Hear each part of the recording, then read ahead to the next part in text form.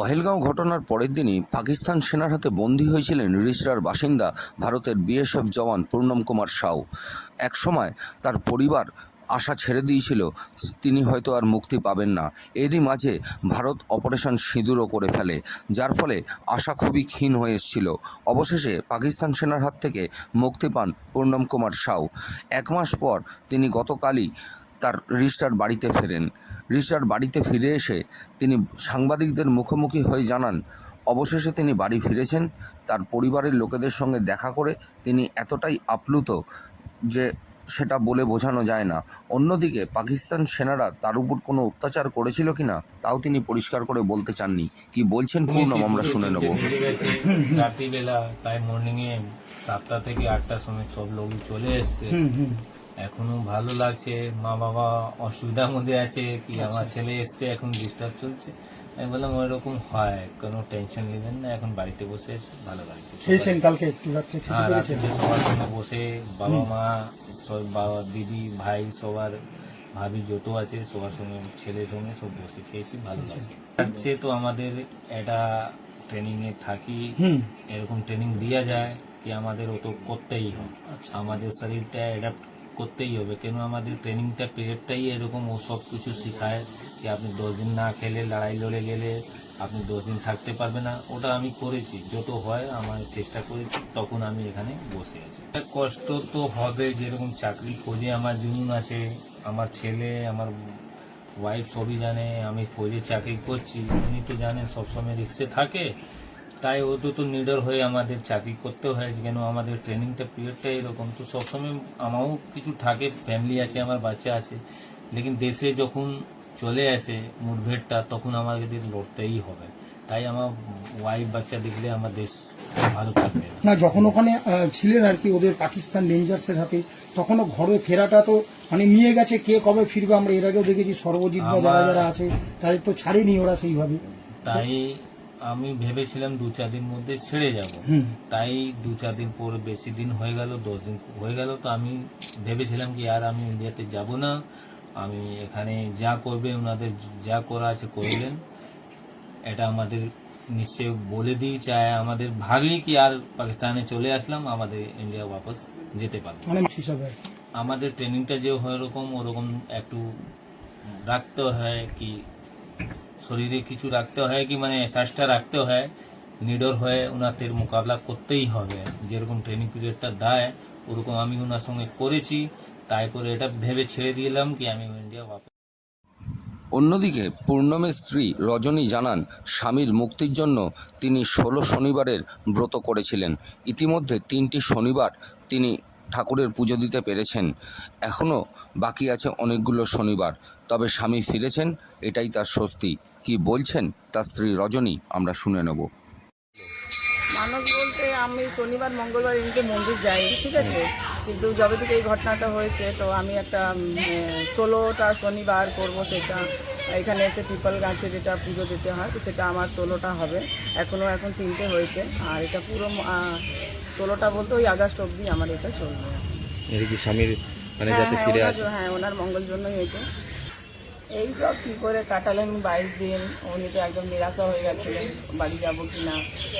খুব একটু tough life ছিল ওনার, বলছিলেন খাওয়া দাওয়াও ঠিক করে হচ্ছিল না, কেন খেতে তো কাউকেও ভালো লাগবে না, ওই সিচুয়েশন ছিল ওইখানে। তো এইসব কথা হলো, তারপরে বললেন কি এখানে ফিরলাম, এত ভালো ওয়েলকাম হলো, আমি কোনোদিন ভাবিনি এত সুন্দর ওয়েলকাম হবে। ওনারও খুব ভালো লেগেছে কালকে। সব কিছু দেখুন আনন্দ তো আছেই একটা, কি উনি এতদিন পর বাড়ি ফিরলেন, সবাই একটা আনন্দ ছিল, তো খুবই ভালো লাগলো কালকে। আর ওখানকার মানে ওখানে কিভাবে ছিলেন কিছু বললেন? না দেখুন, এই সত্যি কথা বলতে কোনো হ্যারাসমেন্ট ওনার মধ্যে ফিজিক্যালি ওনাকে টর্চার কিছু করা হয়নি, একটু কোশ্চেন জিজ্ঞেস করে ওনাকে মেন্টালি হ্যারাস করেছে, তাছাড়া আমার আর কিছুই হয়নি ওনার সাথে, ভালো করেই ওনাকে রাখা হয়েছে। এদিন রিষড়ায় পূর্ণমের বাড়িতে গিয়ে তাকে মাথায় পাগড়ি এবং গলায় পদ্মের মালা পরিয়ে মিষ্টিমুখ করান বিজেপির 3 বিধায়ক বিমান ঘোষ, অম্বিকা রায় এবং সুব্রত ঠাকুর। পরে বিমান ঘোষ বলেন ভারতের প্রধানমন্ত্রী নরেন্দ্র মোদীকে ধন্যবাদ এবং ভারত মাতা কি জয় স্লোগান দিয়েও তারা বলেন। কি বলছেন বিমান ঘোষ আমরা শুনব। প্রধানমন্ত্রীকে আজকে আমাদের বীর জওয়ান পূর্ণম সাউ আজকে তার রেজিস্ট্রার বাড়িতে উনি ফিরে এসেছেন। পুরোপুরি টিভি নাইনটা ঠিক করে কেন্দ্রীয় দেখা সরকার যাচ্ছে। মোদীজির নেতৃত্বে যে ব্যবস্থা করেছে, এটা আগের ভারত নয়, এখনকার ভারত। তো সেখানে ওনার সঙ্গে দেখা করতে এসেছিলাম, অভিনন্দন জানালাম ওনাকে। আমার সঙ্গে উপস্থিত আছেন আমাদের সম্মানীয় আরও দুই বিধায়ক, অম্বিকাদা, কল্যাণীর বিধায়ক, গাইঘাটের বিধায়ক সুব্রত ঠাকুর এবং প্রণয়দা আছেন অফিস সেক্রেটারি।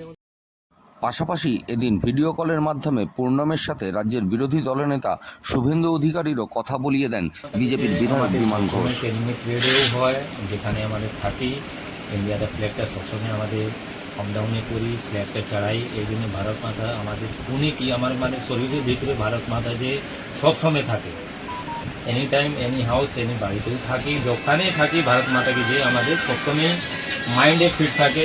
এই জন্য কিছু করতে হয় আমাদের। তাই আমি জানতাম না অপারেশন সিন্দুর, আমি এখানে ছিলাম না ইন্ডিয়াতে, আমি বাইরের পাকিস্তানে বসেছিলাম। অপারেশন সিন্দুর কখন হলো, কী জন্যে হলো, এগুলো আমি বাইরে এসেছি, টিভিতে দেখেছি, তখন আমি বুঝতে পারলাম কি হচ্ছে এরকম কিছু আলোচনা ওনাদের কিছু খবর দেয় না। আপনি অন্য দেশ থেকে আছেন, আপনাকে কিছু ওরকম কিছু খবর দেয় না। বা ওনারা দুশ্চিন্তায় ভুগছেন এরকম কিছু? না, আমাদের অন্য দেশে বসে আছি তো আমাদের ইন্ডিয়াতে যখন চলে যায় কেউ চলে যায়, এরকম ওনাদের খবর কিছু দেয় না। আপনাদের ওখানে থাকতে হয়, যা কিছু আছে ওগুলো আমাদের ফৌজি লোক ওটা করতেই হবে। তাই এরকম কিছু আমার খবর পাই। দাদা, একটা কথা শোনা যাচ্ছে নাকি আপনার উপর নাকি টর্চার হয়েছে, এটা কিভাবে বলবেন? এটা কিছু কমেন্টস করতে চাই না। প্লাস্টিক বর্জন ব্যবস্থাপনার মাধ্যমে মডেল গ্রাম গড়ে তোলার উদ্দেশ্যে এদিন সিঙ্গুর পঞ্চায়েত সমিতির উদ্যোগে এক বর্ণাঢ্য শোভাযাত্রা অনুষ্ঠিত হয়ে গেল সিঙ্গুর গ্রামীণ হাসপাতাল থেকে সিঙ্গুর স্কুল মোড় পর্যন্ত। এদিনের এই বর্ণাঢ্য শোভাযাত্রায় উপস্থিত ছিলেন হুগলির জেলাশাসক মুক্তা আর্য, সিঙ্গুরের বিডিও, সিঙ্গুর পঞ্চায়েত সমিতির সভাপতি সহ প্রশাসনিক সমস্ত আধিকারিকেরা। পরে এ বিষয়ে হুগলির জেলাশাসক মুক্তা আর্য কি বলছেন আমরা শুনে নেব।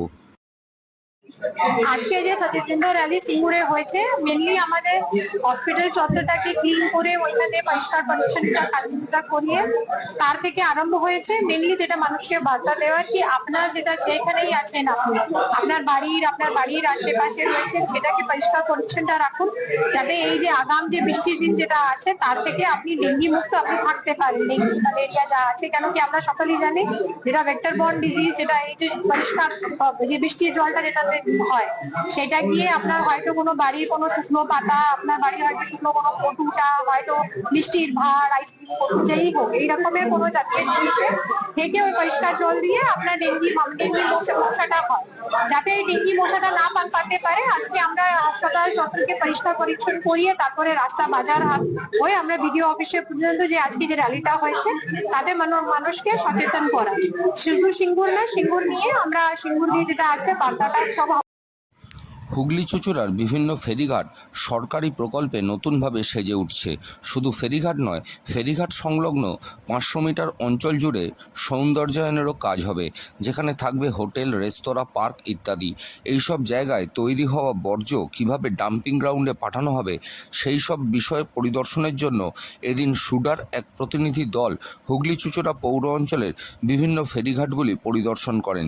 এই দলের সঙ্গে ছিলেন হুগলি চুঁচুড়া পৌরসভার স্বাস্থ্য দপ্তরের পৌরপ্রধান পরিষদ সদস্য জয়দেব অধিকারী এবং এই দপ্তরের আধিকারিক হিমাংশু চক্রবর্তী। এদিন চুঁচুড়া নৈহাটি ফেরিঘাটের পাশাপাশি সমস্ত ফেরিঘাটগুলি ঘুরে দেখেন তারা এবং পাশাপাশি সংলগ্ন অঞ্চলগুলিও তারা ঘুরে দেখেন। পরে এ বিষয়ে সাংবাদিকদের প্রশ্নের উত্তরে হুগলি চুঁচুড়া পুরসভার স্বাস্থ্য দপ্তরের সিআইসি সদস্য জয়দেব অধিকারী কি বলছেন আমরা শুনে নেব। আজ হুগলি চুঁচুড়া পৌরসভায় আমাদের ফেরি সার্ভিস ঘাট আছে চুঁচুড়া, সেইখানে কলকাতা থেকে সুরা থেকে আমাদের যারা আধিকারিক তারা এসেছিলেন ভিজিটে। মেনলি ওনারা এসেছিলেন যে সলিড ওয়েস্ট ম্যানেজমেন্টের ব্যাপারটা দেখতে। কারণ আপনারা জানেন যে হুগলি চুঁচুড়া পৌরসভার নতুন ফেরিঘাট হয়েছে, সেখানে 500 মিটার এলাকা জুড়ে ডেভেলপমেন্ট হবে। সেই ডেভেলপমেন্টের মধ্যে বিভিন্ন রকম দোকান, বাজার এবং নাইট শেল্টার, কমিউনিটি হল এবং কমিউনিটি টয়লেট, প্রচুর লোকের যে সমাগম হবে তার কতখানি ওয়েস্ট জেনারেট তৈরি হবে, তার জন্য ওনারা SWM প্রজেক্টের তরফ থেকে এসেছিলেন যে আগামী দিনে এখানে কত মানুষের পর মানুষের যাতায়াত হবে, কত মানুষ এখানে থাকবে, তাদের যে ওয়েস্ট হবে সেই ওয়েস্টটা কীভাবে কালেকশন হবে, কীভাবে ডাম্পিং গ্রাউন্ডে যাবে, টোটাল ব্যাপারটা ওনারা নর্মালি প্রথম জেনারেল ভিজিটে এলেন, তারপর ওনারা আবার মেন ভিজিটে আসবেন। আজকে তার প্রথম পদক্ষেপের জন্য ওনারা কলকাতা থেকে এসে ঘুরে গেলেন। সৌমিত্র সিংহ রিপোর্ট, সংবাদ 24। কুম্ভমেলার দুর্ঘটনা থেকে শিক্ষা নিয়ে হুগলির তারকেশ্বরের শ্রাবণী মেলা উপলক্ষে এদিন সিঙ্গুরে এক উচ্চ পর্যায়ের প্রশাসনিক বৈঠক আয়োজিত হয়ে গেল। যাত্রী সুরক্ষার কথা মাথায় রেখে এবারে অতিরিক্ত একাধিক প্রস্তাব গৃহীত হয়েছে এদিনের বৈঠকে উপস্থিত ছিলেন হুগলির জেলাশাসক মুক্তা আর্য, হুগলি জেলা গ্রামীণ পুলিশের police super Kamanashi Sen, Chandannagar police কমিশনারেটের অতিরিক্ত পুলিশ কমিশনার, সিঙ্গুরের বিধায়ক তথা রাজ্যের মন্ত্রী বেচারাম মান্না, হুগলি জেলা পরিষদের সভাধিপতি রঞ্জন ধারা, হরিপালের বিধায়িকা করবী মান্না, তারকেশ্বরের বিধায়ক রামেন্দু সিংহ রায়, চাঁপদানির বিধায়ক অরিন্দম গুইন সহ রেল দপ্তর, তারকেশ্বর মন্দির কর্তৃপক্ষের প্রতিনিধি দল, দমকল বিভাগের আধিকারিকরা, তারকেশ্বর পৌরসভা ও বৈদ্যবাটি পৌরসভার বিভিন্ন প্রতিনিধিগণ সহ স্বাস্থ্য দপ্তর, বিদ্যুৎ দপ্তর এবং পিএইচই দপ্তর ও জেলা প্রশাসন ও পুলিশ প্রশাসনের বিভিন্ন আধিকারিকরা। এদিন বৈঠকের শেষে সাংবাদিকদের মুখোমুখি হয়ে সিঙ্গুরের বিধায়ক তথা রাজ্যের মন্ত্রী বেচারাম মান্না বলেন, আজকে শ্রাবণী মেলা নিয়ে দেখুন, আজকে শ্রাবণী মেলা নিয়ে আজকে প্রাথমিক একটা সমস্ত এলাইট দপ্তরকে নিয়ে আমরা আজকে বসেছিলাম। ডিএম, সভাধিপতি, বিধায়ক, এডিএম, এসডিও এবং সিপি, এসপি সকলেই এখানে ছিলেন এবং আগামী গত দিনের মেলার যে অভিজ্ঞতা, সেই অভিজ্ঞতাকে সামনে রেখে কি কি করা দরকার সেই নিয়ে আজকে পর্যালোচনা হলো এবং আমাদের লক্ষ্যমাত্রা যে এখানে যেন কুম্ভ মেলার মতো ঘটনা না ঘটে, একটা মানুষও যেন প্রাণ যেন না যায়, সেজন্য আমরা আগে থেকে অ্যালার্ট, সেজন্য আমরা আগে থেকেই মিটিংটা ডাকলাম। এর পরবর্তী মিটিং আবার 7-10 দিন পরে আমরা কতটা প্রোগ্রেস করতে পেরেছি, যে যে কাজগুলো করার দরকার, তারপরেই আমরা পরবর্তী ফাইনাল চূড়ান্ত পর্যায়ে আমরা যাব। এবং আমাদের দিন দিন আমাদের শ্রাবণী মেলার লোক বাড়ছে। গত বছর প্রায় 24 লক্ষ মানুষ এসেছিলেন, এবারে আমরা আশা করছি এটা 30 লাখ ছাপিয়ে যাবে। অতএব এত মানুষ যা সামাল দেয়া এবং বিভিন্ন বিষয়, তাদের টয়লেট, খাওয়া দাওয়া বা অন্যান্য বিষয়গুলো, পরিবহন ব্যবস্থা, হেলথ এবং বিশেষ করে হাইজিনের ব্যবস্থা, এই বিষয়গুলো সামগ্রিকভাবে আমরা পর্যালোচনা করেছি। সব ডিপার্টমেন্ট আমাদের প্রস্তাব নেওয়া হয়েছে এবং সেই কাজগুলো যাতে দ্রুত করা যায় সেটাই আমাদের এবং আমরা লক গেট বাড়াচ্ছি। রাস্তায় প্রচুর টয়লেট, পানীয় জল ব্যবস্থা থাকছে, যা অতীতের থেকে রেকর্ড এবং সারা রাত থাকবে। এবং আমরা আবেদন করেছি আমাদের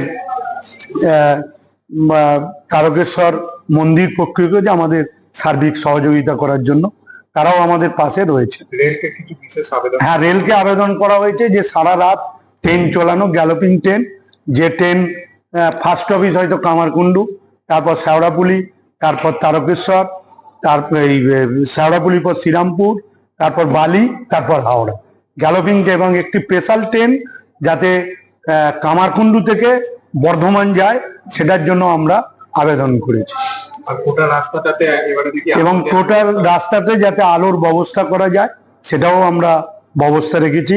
এবং স্টেশনের নিরাপত্তার ব্যবস্থা, সর্বত্রই নিরাপত্তা ব্যবস্থা যাতে করা যায়। এবং কমিউনিকেশনের ক্ষেত্রে যে টেলিফোন দপ্তরকেও আমরা চিঠি দিচ্ছি যে যাতে রেঞ্জ বাড়ানো যায়। যেখানে যদি একবারে 3 লক্ষ মানুষ ফোন করে, সেই ফোন পাওয়া সম্ভব নয়, এই রেঞ্জটাকে বাড়ানোর ব্যবস্থা করা। এবং গঙ্গার ঘাটে যেখানে জল তুলবে সেই ঘাটগুলো পরিষ্কার করা, এবং অতিরিক্ত একটু রাস্তা যাতে আরবান ডিপার্টমেন্ট থেকে করা যায় সেটার ব্যবস্থা করা। এবং বাইক অ্যাম্বুলেন্স থাকছে, টোটো অ্যাম্বুলেন্স থাকছে। এছাড়াও মোট 25টি অ্যাম্বুলেন্স স্বাস্থ্য দপ্তরকে রিকুইজিশন করা হয়েছে। এবং তার সাথে সাথে যাওয়ার পথে যে গ্রাম পঞ্চায়েতগুলো থাকবে তাদেরকেও একটা করে অ্যাম্বুলেন্স থাকছে। এছাড়াও তো হাসপাতালগুলো অ্যাম্বুলেন্স থাকছে। গত বছরে কত তীর্থযাত্রী এসেছিল আর এবারে কত বাড়তে পারে? আমরা আশা রাখছি গত বছর আমাদের প্রায় 24 থেকে 25 লক্ষ তীর্থযাত্রী এসেছিলেন। এবারে সেই সংখ্যাটা 30 লক্ষে ছাপিয়ে যাবে, এটা আমাদের বিশ্বাস রয়েছে। সিঙ্গুর থেকে প্রবীর বসুর রিপোর্ট, সংবাদ 24।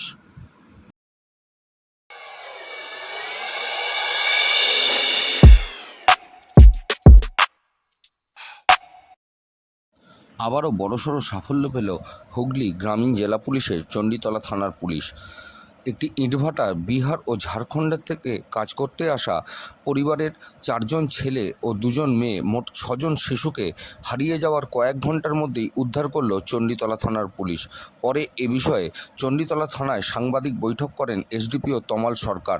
সেখানে উপস্থিত ছিলেন চণ্ডীতলার সিআই এবং চণ্ডীতলা থানার ওসি সহ অন্যান্য পুলিশ আধিকারিকরা। সাংবাদিক বৈঠকে কি বলছেন এসডিপিও তমাল সরকার আমরা শুনব, পাশাপাশি শুনে নেব ওই ইটভাটা মালিকের এবং উদ্ধার হওয়া শিশুদের মায়েদের কথা। চণ্ডীতলার কাছে একটি ফোন আসে যে গঙ্গাধরপুরের ডিকেডিএফ ব্রিকফিল্ডের 6টি বাচ্চা, যাদের বাবা মারা এখানকার পরিযায়ী শ্রমিক, সেই ব্রিকফিল্ডেই কর্মরত, সেই 6টি বাচ্চা গতকাল দুপুরবেলা ব্রহ্মদত্ত মন্দিরে খিচুড়ি খেতে বেরোয় এবং তারপর থেকে নিখোঁজ আছে। এই সংবাদ পাওয়ার সাথে সাথেই আমাদের চণ্ডীতলা থানার পক্ষ থেকে 3টি সার্চ টিম নিয়োগ করা হয়, যারা এখানকার বিভিন্ন হসপিটাল, স্টেশন এবং আমাদের বিভিন্ন নেবারিং থানার সাথে যোগাযোগ করে এবং 2 থেকে 3 ঘন্টার মধ্যে আমরা এই 6টি বাচ্চাকে নিশ্চিন্দা থানার অন্তর্গত একটি জায়গা থেকে এদেরকে আমরা রিকভারি করি এবং আজকে তাদেরকে তাদের গার্জিয়ানদের হাতে তাদেরকে হ্যান্ড ওভার করে দেওয়া হচ্ছে। আর এমনি যারা এটা করলেন তারা কি বাইরের কোথাও না লোকাল? না, এটা কোনো কিডন্যাপিংয়ের যোগ নেই এই ঘটনার সাথে। বাচ্চাগুলো খিচুড়ি খেতে গিয়েছিল মন্দিরে এবং সেখান থেকে নিজেরাই চলে যায়, সেখান থেকে মিসিং হয়ে যায় বেসিক্যালি। আচ্ছা, তো এই সংবাদ পাওয়ার সাথে সাথেই আমরা তৎপরতার সাথে কাজ করি এবং 2 থেকে 3 ঘন্টার মধ্যে তাদেরকে উদ্ধার করি। এখানকারই বাসিন্দা এরা এদের বাবা মারা পরিযায়ী শ্রমিক, যারা বিহার, ঝাড়খণ্ড বিভিন্ন রাজ্য থেকে এসেছে। তো এরা বেসিক্যালি বাইরেরই আছে। এখানে কি কোথাও লোকাল তারা থাকেন? মানে এরা ওই ইটভাটাই কাজ করে এবং সেখানেই ওরা থাকে।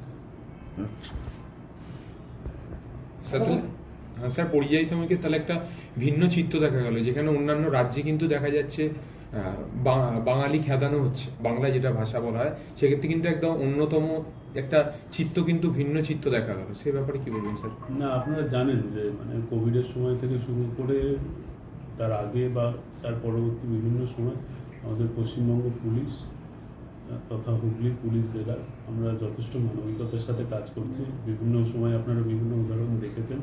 তো কারা পরিযায়ী, কারা আমাদের রাজ্যবাসী, সেই হিসাবে আমরা কোনো ডিফারেন্সিয়েট করি না। আমাদের কাছে মানুষ ম্যাটার করে।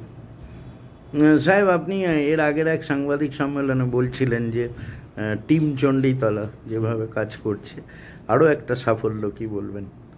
শুধু টিম চণ্ডীতলা বলেই না, এটা আমাদের মাননীয় এসপি স্যারের তত্ত্বাবধানে আমাদের হুগলি গ্রামীণ জেলা পুলিশ, এটা আমরা একটা ফ্যামিলি হিসাবে দেখি। তো এসপি স্যারের নির্দেশ অনুযায়ী, এসপি স্যারের ডাইরেকশন অনুযায়ী স্যার যেমনভাবে ডাইরেকশন দিচ্ছেন সেভাবেই আমরা কাজ করছি। স্যার, তার আগামী দিনে কি ইটভাটাগুলোর ওপর পুলিশের কি নির্দিষ্ট বা যে ধরনের এসওপি যেগুলো দেওয়া আছে, সেগুলো কি ইটভাটা ক্ষেত্রে কিন্তু অনেক জায়গায় দেখা যায় সেই এসওপি কিন্তু মানছে না, আগামী অনেক দিনে জায়গাতেও ফলো করছে না, যেটা আমাদের নোটিশে এসছে। তো আমরা একটা প্ল্যানিং করছি, হয়তো এদের সাথে রিসেন্টলি আমাদের আবার একটা মিটিং করব, সেখানে এদেরকে আবার এদের এসওপিগুলো আবার এদের রিমাইন্ড করিয়ে দিতে হবে এবং হ্যাঁ, আমাদেরও পেট্রোলিং আরও ইন্টেন্সিফাই করতে হবে। প্রশাসনিক নজরদারি আরও বাড়বে, তাই তো? চাইল্ড লেবার কিন্তু স্যার এখনো দেখা যায় স্যার এই সমস্ত জায়গাগুলোতে। দেখুন, এই রিগার্ডিং দিস স্পেসিফিক ইনসিডেন্ট এখন অবধি চাইল্ড লেবারের কোনো কমপ্লেন্ট আমরা পাইনি। তো আমরা আরও ফিজিক্যালি ভেরিফাই করব, আমরা সারপ্রাইজ ভিজিট করব। তো সেখানে যদি চাইল্ড লেবারের কোনো এই ধরনের উদাহরণ আমরা পাই, তো তার বিরুদ্ধে যথাযথ আইনানুগ আমরা কারবাই করব। বাচ্চা আছে, টোটাল 6টা বাচ্চা আছে। মূলত স্যার এদের বাড়ি কোথায় স্যার? বাড়ি এদের ভিন রাজ্য থেকে, বিহার বা ঝাড়খণ্ড থেকে। স্যার, একটা আমি দেখছিলাম এখন কিছুক্ষণ আগে আমাদের চণ্ডীতলা যে বড়, এরা ওইভাবেই খালি গায়ে এরা চলে গিয়েছিল।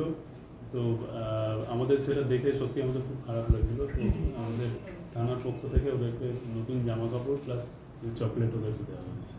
কখন ধরেছে তাদের, কখন পিক আপ করবে? এদেরকে আমাদের ইনফরমেশন পাওয়ার 2-3 ঘন্টার মধ্যে এদেরকে জাস্ট একটু টাইমটা সকালবেলা ওই 11টা 11:30। পারিবারিক উদ্দেশ্যে না দেওয়ার একটা ব্যাপার রয়েছে না? এবার বাবা মারা কাজে ব্যস্ত থাকে, বাচ্চাগুলো খেলতে খেলতে কখন বেরিয়ে গেছে বাবা মাও টের পায়নি। স্যার আপনারা কি এদের কোনো মানে স্থায়ী কিছু ভাবনা চিন্তা করছেন রাখার, না এদের পাঠিয়ে দেওয়া হবে? এরা তো পরিযায়ী শ্রমিক বেসিক্যালি, এরা সিজনে কাজ করতে আসে এবং সিজন হয়ে গেলে এরা আবার নিজের রাজ্যে নিজের বাড়িতে ফিরে যায়। ঠিক আছে, সেখানে আমাদের এখানে স্থায়ী হয়ে পড়া সমস্যা বহুল হবে আমাদের। ঠিক আছে, ওকে স্যার। হয়েছিল একটু যদি ডিটেল। গতকাল বৃহস্পতিবার, প্রতি বৃহস্পতিবারই আমার ইটভাটার পাশে, আমার ভাটার নাম হচ্ছে DKBF দাস কনকার। ভাটার পাশে হচ্ছে ব্রহ্মদত্ত যে মন্দির আছে, প্রতি বৃহস্পতিবার ওখানে খিচুড়ি ভোগ খাওয়া দাওয়া হয় এবং বাচ্চাগুলো গেছে গিয়েছিল ওখানে খাওয়া দাওয়া করতে, এবং খাওয়া দাওয়া করে আমার ভাটায় যতদিন চলে এসেছে। সন্ধ্যাবেলা কাজ শেষ হয়েছে, ওর বাপ মায়েদের বাচ্চাগুলোকে দেখেছে, ওরা চান ফান করে ঘরে গেছে। তারপর বাচ্চাগুলোকে আর ওরা খুঁজে পায়নি বলছে ওর বাবা। তারপর ওরা নিজেদের মতন প্রত্যেকটা ভাটায়, মন্দির, পাড়াতে সব খোঁজাখুঁজি করেছে। যখন পাইনি তখন আমাদের অফিসে আজকে সকালবেলা যায়নি, সকাল 7টার সময় আমাকে ফোন করেছে। আমি 8টার সময় চণ্ডীতলা থানায় টেলিফোনে ব্যাপারটা জানাই। ওরা টেলিফোনে ব্যাপারটা গুরুত্ব দিই, ওরা বেনান্দের তদন্ত আরম্ভ করে দিয়েছে। ওরা 10টার সময় আমার ভাটায় ওরা ভ্যান পাঠিয়ে, অফিসার পাঠিয়ে বললো যে তোমরা গার্জেনকে নিয়ে এসো। আমরা এরকম একটা 6টা ছোটো ছোটো বাচ্চা আমরা পেয়েছি, তোমাদের হবে কি না হবে সেটা শনাক্ত করতে হবে।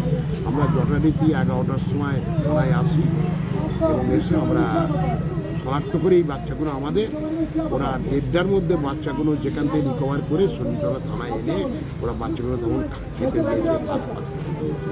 এর জন্য চণ্ডীতলা থানাকে আমরা অশেষ ধন্যবাদ জানাই, কৃতজ্ঞতা জানাই যে বাচ্চাগুলো একদম জামা কাপড় দিয়েছে, চকলেট দিয়েছে কিনে, মানে খুব এত তাড়াতাড়ি কুইক যে আমরা রিকভার করবে এবং আমাদের হাতে যে তুলে দিতে পারবে যে আমরা কল্পনাই করতে পারি। মানে এরা কি আপনার ইটভাটাতেই কাজ করে? ইটভাটাতে কাজ করে, আবার কাজ শেষ হলে আবার ওরা বাড়ি চলে যায়, আবার অফিসে আবার। আপনার ইটভাটাটা কোথায়? আমার ইটভাটা হচ্ছে মালিপুকুর মৌজা, গঙ্গাধারপুর, মালিপুকুর মৌজা, গঙ্গাধারপুর অঞ্চল। আচ্ছা, গঙ্গাধারপুর পঞ্চায়েত পেরিয়ে? গঙ্গাধারপুর পঞ্চায়েতের আন্ডার। আপনার নাম? আমার নাম শ্রী তারকনাথ কর্মকার। বলছি বাচ্চা ফেরত পেয়ে কেমন লাগছে? ভালো লাগছে? চণ্ডীতলা থেকে প্রবীর বসুর রিপোর্ট, সংবাদ 24। আর্থিকভাবে পিছিয়ে পড়া দুস্থ ও মেধাবী ছাত্রছাত্রীদের জন্য হুগলি গ্রামীণ জেলা পুলিশের উদ্যোগে আরামবাগে আজ থেকে শুরু হলো আরামবাগ পাঠশালা। এদিন এই আরামবাগ পাঠশালা স্কুলে শুভ উদ্বোধন করেন হুগলি গ্রামীণ জেলা পুলিশের পুলিশ সুপার কামনাশিস সেন। এছাড়াও উপস্থিত ছিলেন বিভিন্ন পুলিশ আধিকারিকরা, আরামবাগ পৌরসভার পুরপ্রধান, উপপুরপ্রধান সহ এই আরামবাগ পাঠশালা নামক স্কুলের সমস্ত শিক্ষক শিক্ষিকাগণ এবং এই স্কুলের ছাত্রছাত্রীরা। মূলত আর্থিকভাবে পিছিয়ে পড়া দুস্থ এবং মেধাবী ছাত্রছাত্রীদের সাহায্যার্থে হুগলি জেলা গ্রামীণ পুলিশের উদ্যোগে এই স্কুলের শুভ সূচনা করা হয়। এ বিষয়ে কি বলছেন হুগলি জেলা গ্রামীণ পুলিশের পুলিশ সুপার কামনাশিস সেন এবং আরামবাগের এসডিপিও, আমরা শুনে নেব। যারা তোমরা বিভিন্ন কারণে, বিভিন্ন বাধা বিপত্তির জন্য প্রিপারেশন ঠিকঠাক নিতে পারছো না, সেই উদ্দেশ্যেই করা হয়েছে। আশা করি তোমাদের মধ্যে থেকে প্রত্যেকেই একটা জায়গায় গিয়ে পৌঁছাবে এবং ভালো যদি তোমাদের প্রিপারেশন হয় তাহলে যে কোনো এক্সামই ক্লিয়ার করা যায়। এই বিষয়ে আমাদের আজকে আমি বেশি সময় নেব না, কারণ কি সবাই যার জন্য ওয়েট করছে সেই এসপি স্যার আমাদের মাঝখানে আছেন। উনার কাছ থেকে আমরা কিছু শুনে নেব এবং এই যে পুরো পরিকল্পনাটা সেটা আমাদের এই যে শিক্ষক সমাজ যে আছে আমাদের আরামবাগ মহকুমা, তাদের জন্য আমরা আজকে গর্বিত। তাদের চিন্তা ভাবনা এবং তাদের যে অনুপ্রেরণা, তার জন্যই আজকে আমরা এখানে আসতে পেরেছি। তাদেরকে সকলকে ধন্যবাদ। আমি এসপি স্যারের হাতে মাইক তুলে দিচ্ছি। ধন্যবাদ। মিটিং যা হয় এক্সটেন্ড হয়ে গেছে, সেজন্য একটু আমি লেট হয়েছে। আই এম রিয়েলি সরি, আপনাদেরকে একটু ওয়েট করতে হয়েছে। তো সবচেয়ে আগে আমি ধন্যবাদ জানাবো আমাদের টিচার্সদেরকে, কারণ কি এই যে প্রোগ্রাম যেটা আছে এখানে মেইন যারা আছেন টিচার্সরা আছেন, যারা এগিয়ে এসছেন এই উদ্যোগটা নেওয়ার জন্য। আর কারণ কি আমরা জাস্ট একটা ফ্যাসিলিটেট করছি, আমরা জাস্ট একটা প্ল্যাটফর্ম তৈরি করছি। যারা মেইন যারা আছেন তোদের জন্য টিচার্সদেরকে আমি ধন্যবাদ জানাবো। Thank you so much. আমি আশা করছি এটাতে বেসিক্যালি ছেলে ছাত্রছাত্রী যারা আছে, যারা তোমরা যারা আছো, তোমাদের সুবিধা হবে। আমি জাস্ট একটা ছোট এক্সাম্পল দিচ্ছি। আমরা 3 মাস আগে বেসিক্যালি একটা স্পোকেন ইংলিশ কোর্স চালু করেছিলাম। জয়েন্ট কতজনের মনে আছে? আমরা একটা স্পোকেন ইংলিশ কোর্স 3 মাসের একটা স্পোকেন ইংলিশ কোর্স করেছিলাম। ওটাতে আমাদের পুকার এনজিও আমাদেরকে হেল্প করেছিল। তো ওটা সাকসেসফুলি কমপ্লিট হয়েছে। তো আমি বলেছিলাম কি যখন কোর্সটা শেষ হবে আমি যাবো আর কি একটা ছোট টেস্ট দিতে আর কি। তো আপনাদের জন্য টেস্ট কিছু নেই। টেস্ট হলো আপনারা যদি যে কোনো কম্পিটিটিভ এক্সাম যেটা আপনারা প্রিপেয়ার করছেন, আপনারা যদি ক্র্যাক করতে পারেন। এবং আমাদের রেজিস্ট্রেশন 162 এর উপরে হয়েছে। তো একটা আমি জিজ্ঞেস করছিলাম, তো ছোট একটা টেস্ট বা কিছু, কেন কি এতজনকে ফার্স্ট ব্যাচে আমি জানি না কতজন একটা ভাইবা হবে বা একটা জাস্ট একটা ওদেরকে একটু চুজ করে নেওয়া হবে, কেন কি এটা আমরা টার্গেট করছি ফর যারা ইকোনমিক্যালি উইকার সেকশন থেকে যারা আছে, because this is completely free of any cost. এবং ফ্রি মানে এটা না কি সিরিয়াসলি যদি ওই ছাত্র বা ছাত্রী যদি না নেয়, বিকজ এখানে প্রতিটা টিচার কিন্তু ওদের টাইম থেকে একটা টাইম বের করে আপনাদেরকে they will be taking our class. এবং এসডিপিও সুপ্রভাত আছে, অনেক জায়গাতে অনলাইন ক্লাস নিতে থাকে, ওরও অনেক ব্যস্ত থাকে। তো ওর নিজের মূল্যবান টাইম থেকে কিন্তু টাইম বের করে এসব পড়ানো। তো প্লিজ ফ্রি মানে এটা না কি প্লিজ ডোন্ট টেক দ্যাট, মানে টেক ইট কি এরকম করে এটা জাস্ট যখন খুশি কেউ আসবে এন্টার করে যাবে বা যখন খুশি কেউ বেরিয়ে যাবে কোর্স থেকে, বিকজ তাহলে একটা সিরিয়াসনেসটা থাকে না আর কি প্রিপারেশন। আর টার্গেট যেটা আছে আমি কথা বলছিলাম, তো এখানে বেসিক্যালি অ্যাপটিটিউড যেটা দরকার হয় আজকাল কম্পিটিটিভ এক্সামসে, যেটা আছে অ্যাপটিটিউড আছে, আপনার জেনারেল নলেজ আছে, রিজনিং আছে, যেগুলো আর কি যে কোনো জেনারেল এক্সামসে যেটা দরকার হয়, not a specific subject but basically aptitude, reading comprehension যা আছে আপনারা যারা প্রিপেয়ার করছেন আপনারা জানবেন। সো আবার আমি ধন্যবাদ জানাবো এসডিপিও আরামবাগ, আইসি আরামবাগ, আরামবাগ থানার প্রতিজন অফিসারকে যারা এই অনুষ্ঠানটা করেছে, আমাদের চেয়ারম্যান সাহেব আছেন এখানে। এবং সবচেয়ে আমি আমার গ্র্যাটিটিউড আমি জানাবো টিচার্সদেরকে। Thank you so much. আপনারা আপনাদের টাইম থেকে আপনারা টাইম বের করে এদেরকে এই করবেন।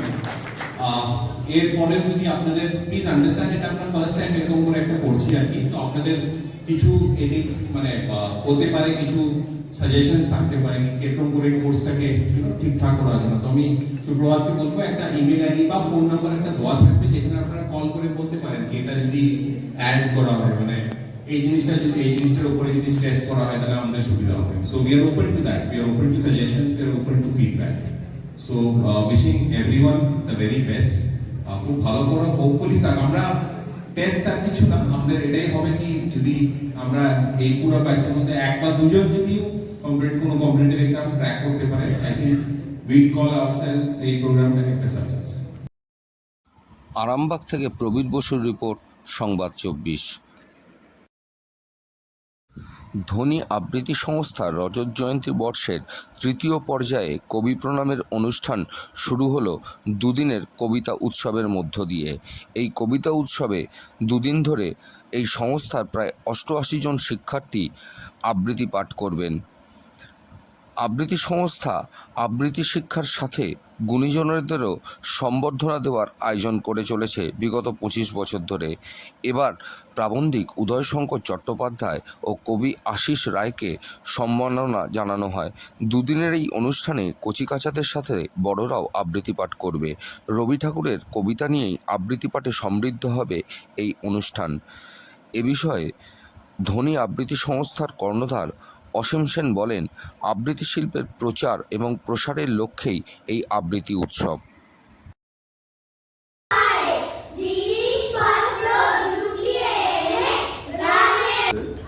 25 বছর পার করে দেওয়া অত্যন্ত শ্লাঘার বিষয়, এবং এমন নয় যে 25 বছর হলো রজত জয়ন্তী, অতএব এরপর আমরা একটু হাত ছেড়ে আজকে একটা জায়গায় পৌঁছেছে। তো এই যে পৌঁছানোর পেছনে কিন্তু অনেক ঘাম, রক্ত, অবহেলা, অপমান, অনেক কিছু আছে। এতদিন পরে জাগিয়া উঠিল প্রাণ, অমনি দেশ বা ছবি এঁকে রাগ করবেন। বলুন। নমস্কার। ধ্বনি আবৃত্তি সংস্থার 25 বছরের এবারের দ্বিতীয় প্রয়াস কবি প্রণাম। আজ এবং আগামীকাল শুধুমাত্র আবৃত্তি শিল্পের প্রচার এবং প্রসারের জন্যে আমাদের এই কাজ করে যাওয়া। দেখতে দেখতে প্রায় 25 বছর আমরা শুধুমাত্র আবৃত্তি নিয়ে এই কাজ করে চলেছি। আশা করছি আগামী দিনেও আমরা শুধুমাত্র আবৃত্তিকে সঙ্গে করে আরও অনেক দূর যেতে পারব। কতগুলো ছাত্র এখানে অংশগ্রহণ করছে আজকে? প্রায় দিনে 88-90 জন করবে। আপনার নামটা? আমার নাম অসীম সেন। শ্যামল কুমার সিনহার রিপোর্ট, সংবাদ 24। প্রবীণ নাগরিকদের সামাজিক ও সাংস্কৃতিক সংস্থা গোধূলি সংঘ শ্রদ্ধার সাথে এদিন পালন করল রবীন্দ্রনাথ ও নজরুলের জন্মজয়ন্তী। চুঁচুড়া স্টেশন গ্রন্থাগার কর্মী সমবায় ভবনে এদিন এই অনুষ্ঠানের আয়োজন করা হয়।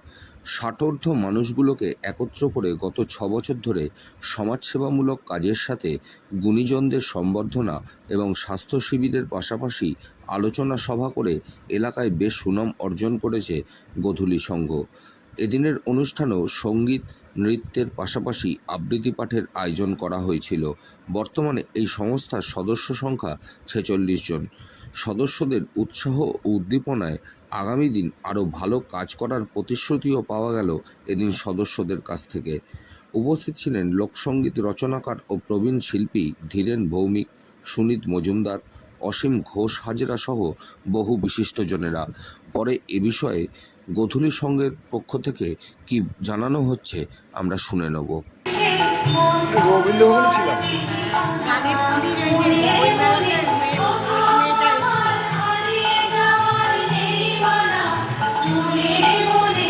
সম্পর্কে কিছু বলে।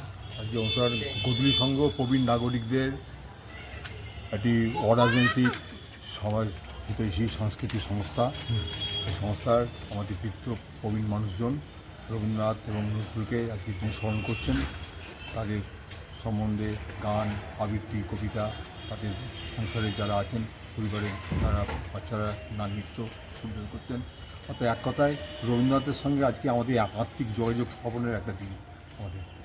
তো সেই এবং এই সময়কালের মধ্যে রবীন্দ্র এবং নজরুল অত্যন্ত প্রাসঙ্গিকতার মধ্যে পড়েছে, কারণ যে সময়কালের মধ্যে যে আমরা যাচ্ছি যত বেশি রবীন্দ্রনাথ এবং নজরুলের চর্চা হয় ততই আমাদের উত্তরণ ঘটবে, আমরা ভালো থাকবো। আপনার নাম? আমার নাম হচ্ছে অসীম ঘোষ হাজরা, আমি সম্পাদক গোধূলি সংঘ। শ্যামল কুমার সিংহের রিপোর্ট, সংবাদ 24। বিকল্প কাজ না হওয়া পর্যন্ত স্মার্ট মিটার বসানোর কাজ বন্ধ থাকবে। এই শর্তেই ধর্মঘট বা কর্মবিরতি তুলে নিল মিটার রিডাররা। গত 21শে মে থেকে তারা কর্মবিরতিতে বসেছিল। এদিন চুঁচুড়া স্টেশন রোড চন্দননগর ডিভিশনাল ম্যানেজারের পক্ষ থেকে তাদের জানিয়ে দেওয়া হয় তাদের বিষয়টি ঊর্ধ্বতন কর্তৃপক্ষের কাছে জানানো হয়েছে এবং যতদিন না পর্যন্ত বিকল্প কাজের ব্যবস্থা করা হচ্ছে ততদিন পর্যন্ত স্মার্ট মিটার বসানোর কাজ বন্ধ থাকবে। কি বলছেন এ বিষয়ে মিটার রিডাররা আমরা শুনে নেব। স্ট্রাইক চলাকালীন আমাদের ডিভিশনাল ম্যানেজার, আমাদের ডিভিশনের যে আধিকারিক, তিনি আমাদের সবাইকে ডেকেছিলেন। আমাদের মিটার রিডাররা ওনার কাছে গিয়েছিলাম।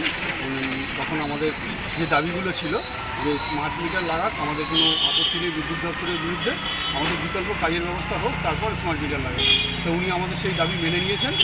উনি উচ্চতর কর্তৃপক্ষ বিদ্যুৎ ভবনকে জানিয়েছেন যে যতদিন না আমাদের স্মার্ট মিটার বিকল্প কাজের ব্যবস্থা হচ্ছে ততদিন কোনো স্মার্ট মিটার লাগানো হবে না। এটা আমাদের ডিভিশনাল ম্যানেজার আমাদের সকল মিটার ডিলারদের সামনে উনি মৌখিকভাবেই উনি আমাদের জানিয়েছেন। এবার ওনার কথাটাকে শিরোধার্য মেনে, যেহেতু উনি আমাদের উচ্চতর আধিকারিক, তা আমরা শিরোধার্য মেনে সেটাকেই মেনে নিয়েছি। আর গত 23 তারিখ থেকে আমরা আমাদের পুরোনো যে মিটার রিডিংয়ের কাজ, সেই কাজ শুরু করেছি।